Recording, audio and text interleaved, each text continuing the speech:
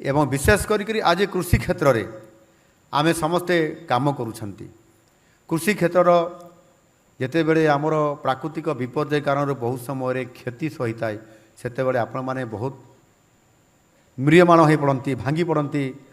अनेक चाषी आपण मानकर आत्महत्या करिवार भी आगुरी रेकर्ड थिला किंतु समय परिवर्तन होईची नुआ सरकार आछंती आउ सेथिपाई आमे सेथिरे मुख्यमंत्री सीएम किसान जोड़ीछु पीएम किसान सहित धान किणारे प्याडी पेकरमेंट रे आमे जो सर्वनिम्न सहायक मूल्य 2300 थिला सेथिरे आमे 3100 टंका अर्थात 800 टंका इनपुट सहायता आमे देलु।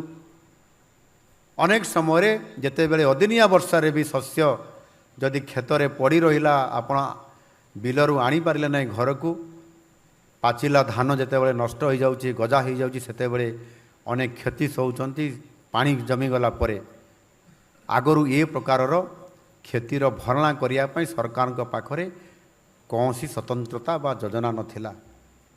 एबे आमे रिलीफ कोड को चेंज कर देलु। अदिनिया वर्षा जनित जो चाषीर क्षति हेबो ताकू आमे हिसाब करलु आकलन करलु सेमानकु क्षतिपूरण मध्य देलु।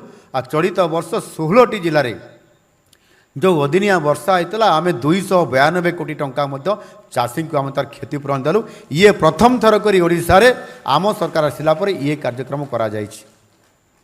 एणु तापर आम चाषी को आहरी केमती तार 2 गुणा लाभ पाइब बहुगुणा लाभ पाइब सेतिपाई खाली सीधा सड़क ओडिशार चाषी धान चाष उपरे बेसी निर्भर करुवा कारण आमे आनुषांगिक कृषि अर्थात तैल जातीय डाली जातीय या आपण जोड़तु ताहार सहित मत्स्य और प्राणी संपद उपरे मध्य आपण जोड़ी दियंतु। मत्स्य चाष पाई पोखरी करिवे माछ चाष करिवे प्राणी संपदर भरपूर उपयोग करें से गोपालन ठूँ आरंभ करी विभिन्न प्रकार से आप छेली मेंढा एवं आपंकर इत्यादि इत्यादि केते व्यवस्था आपण माने जानिछंती। यह करिवा द्वारा आपण मानकर लाभ निश्चित भाव में हेबो। आपण केवल लाभ हेबो नहीं बहुगुणित लाभ आपण मानकर पाखक पहुँची पारिबो।